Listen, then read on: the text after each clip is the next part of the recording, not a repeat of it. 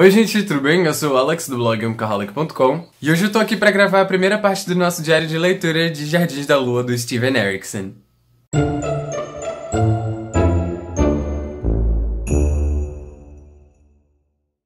Antes que esse vídeo comece, já se inscreve aqui embaixo e deixa seu like, porque isso é muito importante e ajuda pra caramba aqui na divulgação e no crescimento do canal. Não deixa também de me seguir nas redes sociais e, é claro, eu gostaria de avisar aqui pra vocês que esse é o primeiro diário de leitura que eu faço na minha vida. Apesar de assistir vários aí projetos de leitura conjunta, enfim, eu não sei se eu sei fazer, então eu conto muito com a opinião de vocês aqui embaixo nos comentários, com críticas mesmo, pra que eu possa melhorar e trazer cada vez mais conteúdo que vocês gostam e esse tipo de quadro aqui do jeitinho que vocês gostam e preferem assistir. Peraí que eu vou fechar a janela.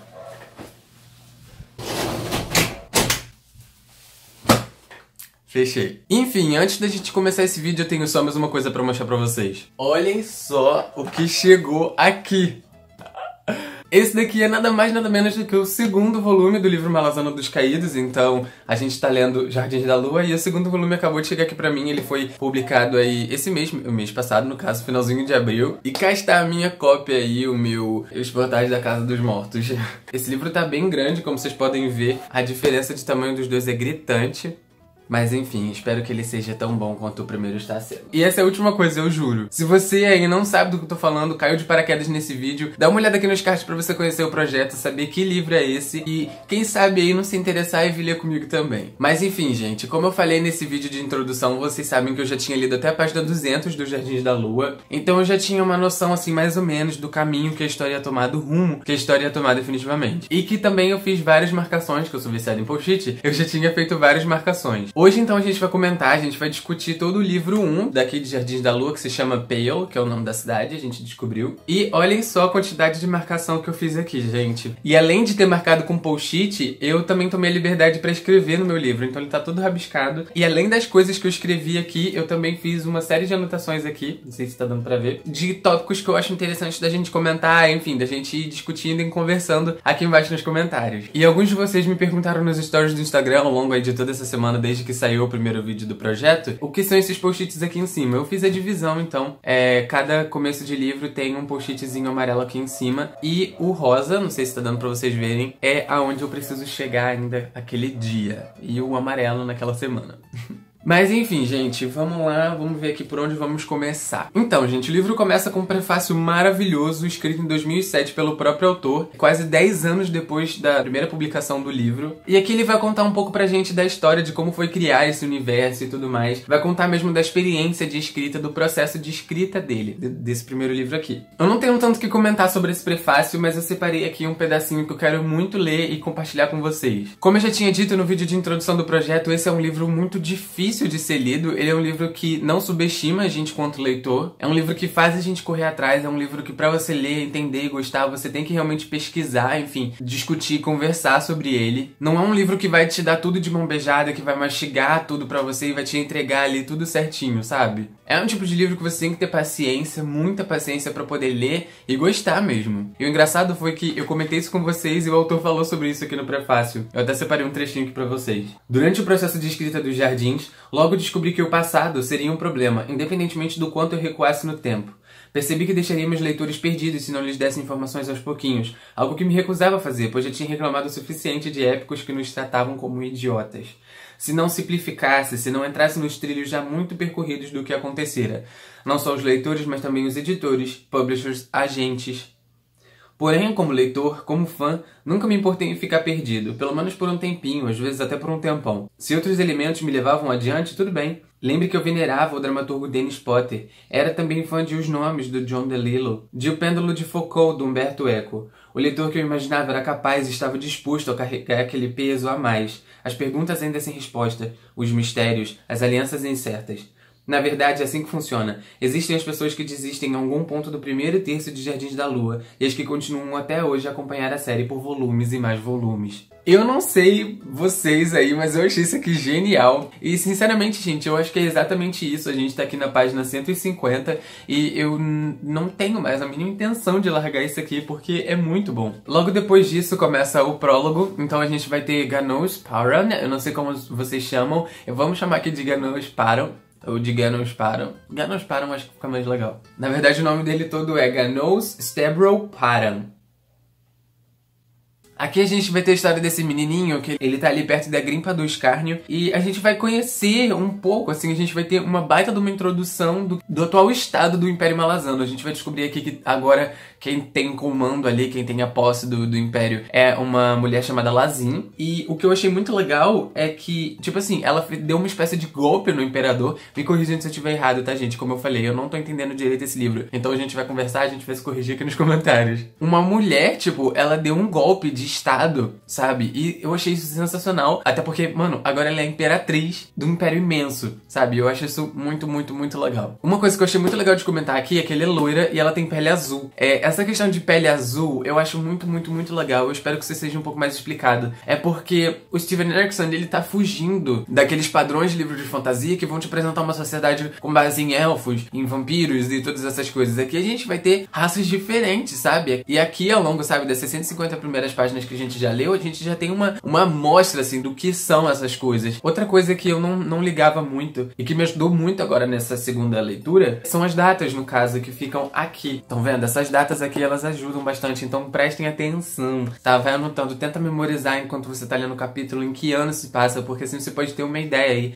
da imagem que você vai ter do personagem também e do quanto a história pode ter avançado em, sei lá, 2, 3 anos. E ainda sobre a Imperatriz, né, a Lazinha aí, o nome dela em Napaniano, que é um dos idiomas falado aqui nessa história, significa Mestre do Trono. O que eu acho muito legal é que ela escolheu um novo nome pra ela. Eu achei isso sensacional. E tendo dito tudo isso, realmente, né, começa ali o livro 1 e o capítulo 1 da história. E vale dizer que 7 anos se passaram desde o prólogo, então Ganush, que tinha 12, agora tem 19 anos. Né, lá pra página 53 a gente descobre isso. Mas se você prestar atenção das datas ali nos anos também, já dá pra gente ter uma ideia. Ali na página 33 a gente tem a primeira menção à Cria da Lua, que pra quem continua aí a história sabe que é o lar dos Xixandi. Eles são uma raça que eu quero muito conhecer. Gente, eu quero demais conhecer essa raça. A Cria da Lua tá aqui na capa, tá vendo? Isso aqui atrás é a Cria da Lua. Ela fica flutuando. Eu não entendi muito bem se ela flutua por aí, se ela sai andando ou se ela fica fixa. Não entendi isso ainda. Mas aqui a gente vai ter a primeira menção a esse lugar que também é lar do meu personagem preferido, que é o Anomander Rake. Aqui a gente vai conhecer também um pouco da personalidade do Ganush. Eu achei que eu fosse gostar mais dele. Eu achei ele um personagem bem apagadinho, assim. Ele consegue se impor e tudo mais. Eu consigo sentir um pouco de imponência nele. Mas eu ainda acho ele meio apagado, sabe? Ele não é um personagem que eu temo muito por ele, apesar de certa coisa que aconteceu com ele ali por volta do capítulo 3. A gente vai ter aqui também um encontro dele com a Lorne, que é a conselheira da Imperatriz Lazin. Aqui ele vai construir todo um cenário. Gente, porque pra mim foi pós-apocalíptico, né? Aconteceu uma baita de uma batalha, acho que foram 400 mortos na beira da praia. Então você tem ali toda aquela imagem, assim, de corpos e de cavalos e de pessoas e abutres já comendo os olhos das pessoas, sabe? Eu achei isso muito creepy, mano, muito creepy. Eles estão aqui em Idkolkana, eu achei isso bem legal. E uma coisa que eu fiquei sem entender, tava acontecendo essa batalha, digamos assim, e depois a gente descobre, logo aqui na página 39, que na verdade o que matou esses soldados foram armas naturais, né? E eles até dizem que não tem mais lobo em Idkolkan faz muito tempo, que não sei o que. E aí ele diz, né, que foi dente, todas essas coisas, foram armas do corpo, né? Em combate corpo a corpo com alguma coisa que, se for um lobo, é do tamanho de uma mula. Inclusive, eles estão mais assustados ainda porque não encontraram tufos de pelo nem nada disso. Não deixaram nenhum rastro. A partir daí, o Baran e a Lorne vão ter aí vários assuntos desinteressantes, né? Falando sobre o exército e tudo mais. A gente vai conhecer também, a gente vai ter aí a primeira menção ao exército do Umbraço, que eu achei muito legal, porque Umbraço pra mim realmente parecia um nome. E depois que eu fui parar pra pensar é que o Dajek apareceu pela primeira vez, a gente viu que é um braço, porque ele realmente tem um braço só. Outra coisa que eu achei bem legal é que aqui a gente tem a primeira aparição da Piedade. A Piedade, se você já leu aí todo o primeiro livro, né, do Jardins da Lua, você sabe que ela é uma personagem bastante recorrente, bastante misteriosa, principalmente no último capítulo aí do livro de Pale. Ela é uma personagem bastante importante e que um suspense tá sendo criado em volta dela. E a gente tem aí a primeira aparição dela, ela tá numa carroça com uma bruxa. E uma coisa que eu achei bem legal, que eu tô bem curiosa pra saber um pouco mais sobre esse processo da necromancia, né, sobre os rituais de necromancia. A gente tem uma primeira menção a isso, mas é uma coisa super jogada. Eu espero que o autor resgate esse assunto um pouco mais pra frente e fale aí, né, sobre necromancia. Um ponto nada importante, mas que eu queria muito comentar é que tem um personagem chamado Topper Na página 51, a gente vai ter aqui a primeira menção ao que, na minha opinião, é um dos mais incríveis, complexos e sensacionais sistemas de magia que eu já li, que é dos labirintos. E aqui eles dizem que um labirinto é o caminho secreto da feitiçaria. Aqui a gente vai ter essa primeira menção, não vai ser tão explorado. Na verdade, tudo que a gente leu essa semana não foi muito bem explorado ainda, mas já dá pra gente ter uma ideia. Lá na página 51 mesmo, esse personagem chamado Topper vai servir pra levar o Ganush, o Paran, né, no caso, até o labirinto imperial. A gente tem uma ideia mais ou menos de que existem vários labirintos e que as pessoas conseguem ter acesso a esse labirinto. E logo na página 53 a gente vai ter aqui a explicação de como eles conseguem esse poder, né, a magia deles, que na verdade ela é extraída do próprio labirinto. Eu fico um pouco sem entender nesse caso, porque eu não consigo visualizar necessariamente um labirinto, assim, uma coisa difícil de você sair. Eu acho que é mais uma questão figurativa, porque na minha cabeça é muito mais uma outra dimensão que aquela pessoa entra e consegue andar por ali sem necessariamente ter um labirinto ali pra você desvendar e tal. Então eu acho que é exatamente isso, sabe? Quando eles precisam de magia, eles abrem essa fenda, esse portal e sugam, assim, tem muitas aspas, a magia, o poder necessário pra eles naquele momento, eles extraem daquele labirinto e utilizam no que precisarem. Qual é a visão de vocês sobre isso? Deixa aqui nos comentários que eu quero muito saber. Ainda que na página 53 também a gente tem a primeira visão do trono imperial. Paran desviou sua atenção de Topper. Diante dele havia um púlpito dominado por um trono de ossos retorcidos. No trono encontrava-se a Imperatriz, que é a Razin, né? Até marquei aqui. Inclusive, eu tava dando uma folheada nos meus portais da Casa dos Mortos e um dos nomes que aparecem aqui nesse finalzinho de capítulo se repete muito. Então, eu acho que super vale a pena você reler aí essa última quebra de linha desse capítulo 1. Não que eu saiba o que vai acontecer, né? Porque eu realmente não sei. Começando aqui o capítulo 2, uma coisa que eu quero comentar é que é bastante perceptível a quantidade de deuses que eles têm, né, de ascendentes, digamos assim. E eu gosto muito da forma como eles falam, por exemplo, pela misericórdia de Shedano. Eu acho isso muito legal, muito característico também. Aqui também a gente vai conhecer a Terrarsale, que ela é a primeira feiticeira que a gente vai encontrar. Ela é uma das minhas personagens preferidas, é uma das personagens mais complexas até então, né, do que a gente leu aqui. Aqui a gente vai conhecer todo o nono pelotão, a gente vai conhecer o Skidjack, o bem ligeiro é negro. O Kala, inclusive, também é negro. Eu achei isso muito legal. Representatividade é isso. Você que é negro, tem negro. Você que é gente de pele azul, tem gente de pele azul. Isso é ótimo. E claro, uma coisa que eu não posso deixar de dizer aqui é que o Paran agora tem 21 anos. No último capítulo ele tinha 19, agora ele já tá com, ó, 21.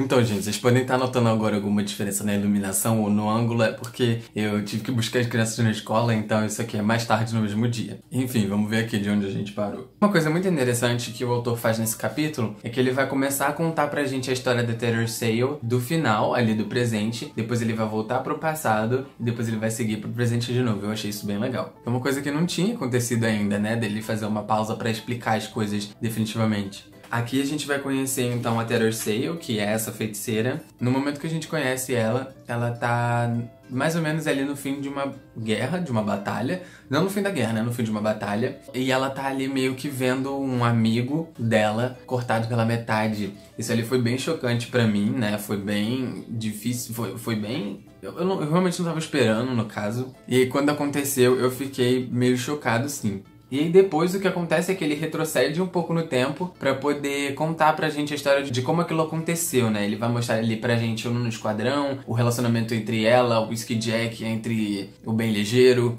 entre como foi ali o relacionamento dela com Callot. Eu achei isso bem legal. E a gente tem aqui definitivamente a primeira aparição, né, da Cria da Lua, que é aquela cidade flutuante que a gente já tinha comentado aqui nesse vídeo. Ainda não entendi muito bem como ela funciona no quesito de se ela fica sempre andando por aí, ou se ela tá invisível, mas ela tá andando por aí, ou se ela tá sempre visível e andando por aí. Enfim, eu ainda não entendi isso direito. Mas eu espero que isso se resolva com uma avançada narrativa. Mas assim, a forma como a Terrarsale enxerga a Cria da Lua, em questão de ver mesmo as outras pessoas ali como um todo enxergam a Cria da Lua, é bem legal, é de sentir uma imponência assim, né? Mesmo que a gente não conheça definitivamente, sei lá, o Anomaly Rake ainda aqui nesse ponto da história. Aqui a gente tem, né, o primeiro vislumbre da Cria da Lua. Fechando a capa para se proteger da friagem, Terrarsale parou fora da tenda e virou-se para observar a montanha enorme, suspensa 400 metros acima da cidade de Pale.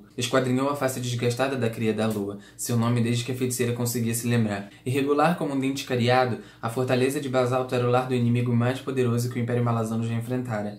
Bem acima do solo, a cria da lua não podia ser rompida por um cerco. Até mesmo o próprio exército morto-vivo de Lazim, o Tlani Mass, que viajava com a mesma facilidade que poeira ao vento, era incapaz, ou hesitava em fazer isso, de penetrar em suas defesas mágicas. É definitivamente uma fortaleza, né? A Cria da Lua é uma baita de uma fortaleza. A gente tem que reconhecer isso aí, mesmo que eles sejam vilões da história. Não sei nem se vilão é uma palavra que se adequa aqui, porque esse livro aqui não tem definitivamente um herói ou um vilão, né? São todos não humanos, bem humanos.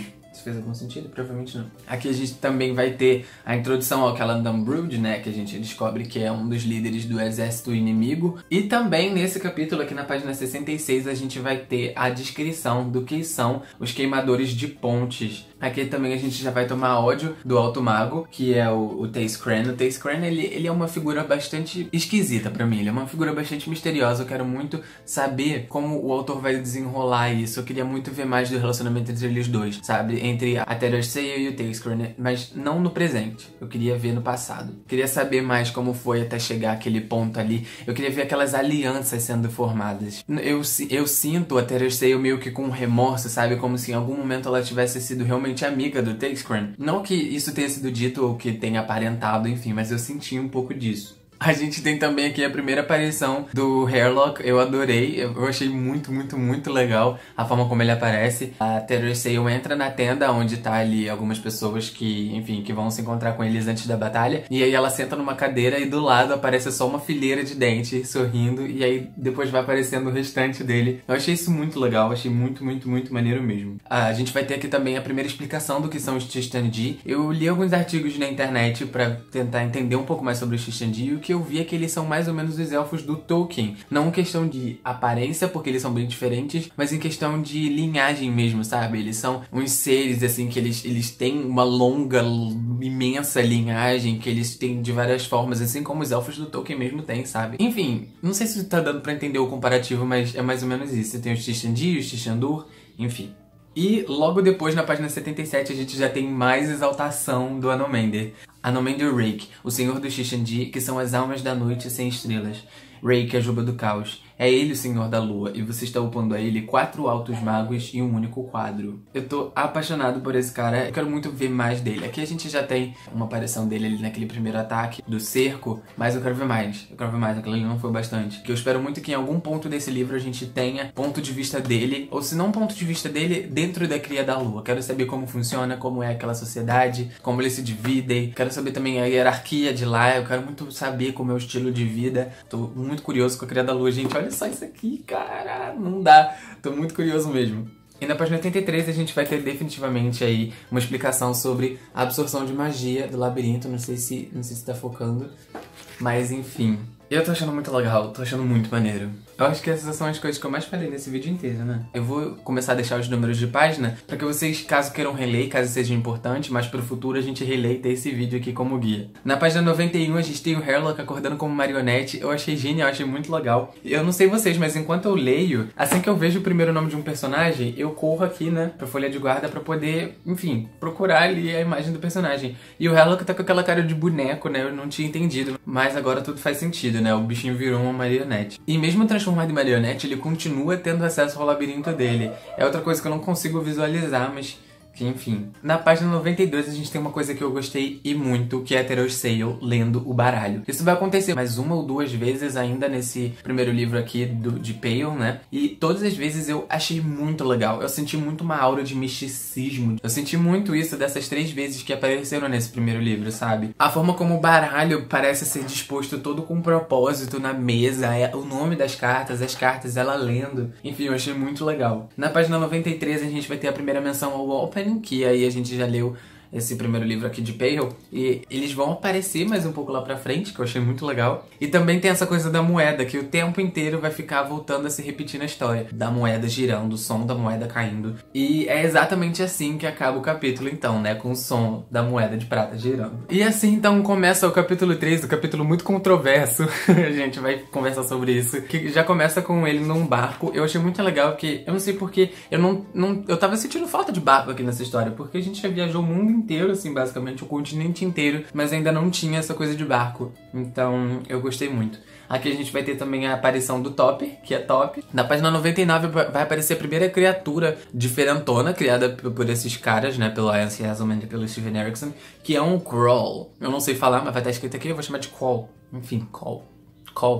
Enfim, eles vão aparecer um pouco mais pra frente novamente, mas eu vou deixar aqui uma imagem do que é um Crawl. Eu nunca teria imaginado assim, mais pra frente a gente vai ter a descrição desse bicho, mas eu jamais teria imaginado dessa forma. E eu não consigo...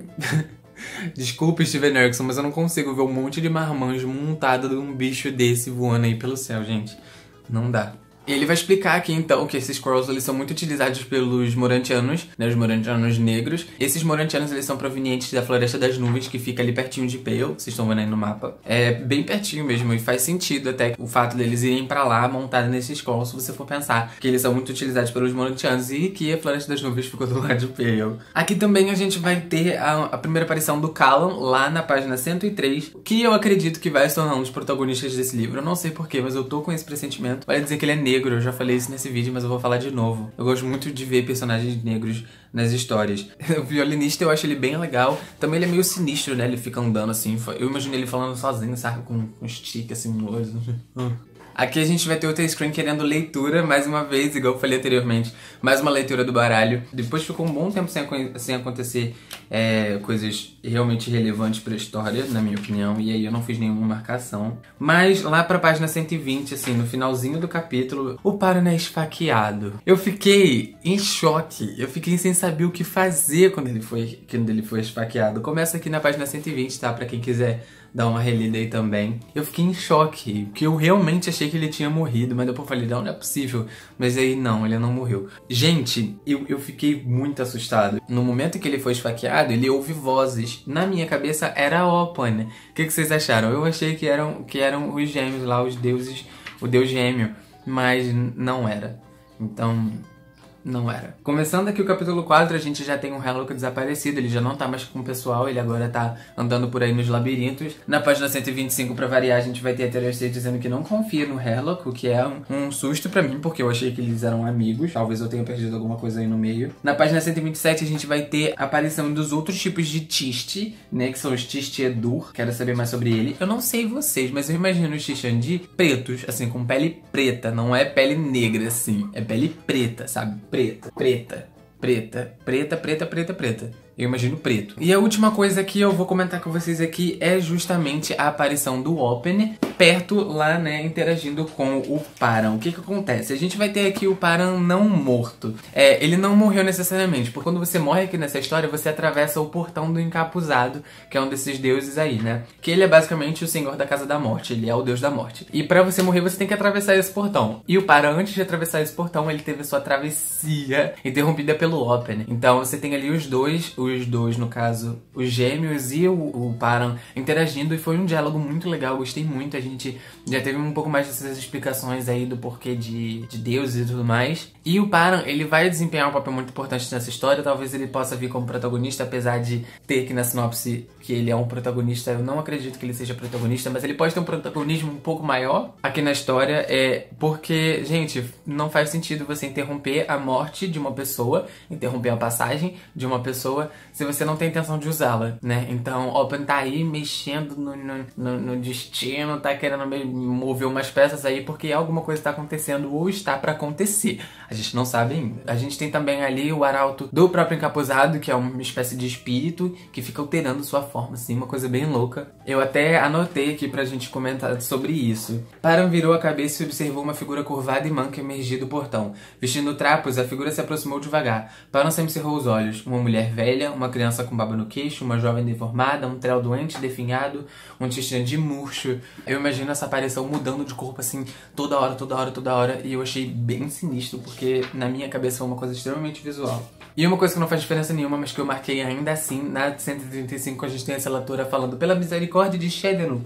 Eu adoro isso, eu já falei isso nesse vídeo e eu sempre fico falando essas coisas. Outra coisa que eu esqueci de comentar aqui também é... A gente tem a Piedade, que era aquela menina que tava com a bruxa lá no começo da história. Ela voltou a aparecer, né? Eles pegaram ela tá agora com os queimadores de pontes. E ela agora tá com... Ela tá meio sombria. O presente dela ali, né? O atual momento, a posição dela, tá todo mundo desconfiando dela. A Terestay, por exemplo, não tá nem um pouco chegada nela. E o que acontece é que eles estão correndo aqui, correndo assim no sentido figurado, e tem uma mulher atrás deles e a mulher assassina e tem faca e sangue por todo canto, e na minha opinião é a Piedade. Talvez seja a Piedade, tá na cara, e eu tô duvidando ainda que não seja, mesmo duvidando que sendo, talvez, mas enfim. E depois aqui a gente tem mais um desses ecos aí das lidas do baralho da Terestay, que ela tinha visto o construtor da Casa da Morte. Se você tem o construtor da Casa da Morte, a Casa da Morte você imagina que é o quê? Morte. É a única coisa que você constrói relacionada à morte. Túmulos. Então, a Terestay, ela vê o construtor, né, lá no baralho em forma de espiral, inclusive. Ela vê o construtor construindo túmulos. E ela fica achando que o túmulo é pra ela. Só que depois ela repara que o túmulo é grande demais e cabe todos os queimadores de pontes. Eu achei isso bem creepy, inclusive eu marquei aqui.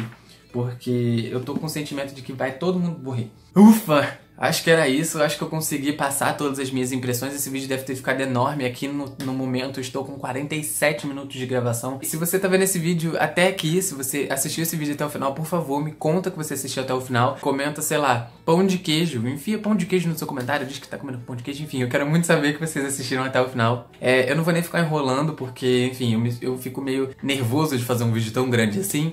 Mas, enfim, gente, espero que vocês tenham gostado. Deixa seu gostei se você gostou. Pra você que tá acompanhando o projeto de leitura conjunta, tá? Aí passando por essa jornada comigo, a gente se encontra na próxima sexta-feira, lendo o livro 2, chamado Drugistan, aqui, que vai da página 159 até a página 225. Então tem muito menos de 100 páginas aí pra gente ler. E a gente se encontra semana que vem, na sexta-feira, pra poder conversar sobre esse livro. Deixa seu gostei se você gostou, se inscreve aqui no canal se você gostou também, assim a gente pode fazer mais vídeo e mais projetos de leitura conjunta, quem sabe. Me segue nas redes sociais, @Amukaholic, e é claro, não deixa de acessar o meu blog, www.amukaholic.com. Então é isso, gente. Muito obrigado por ter assistido esse vídeo, sério, muito obrigado de verdade, porque não sei nem se eu teria paciência pra assistir um vídeo desse tamanho. Até o próximo vídeo aí. Tchau, tchau.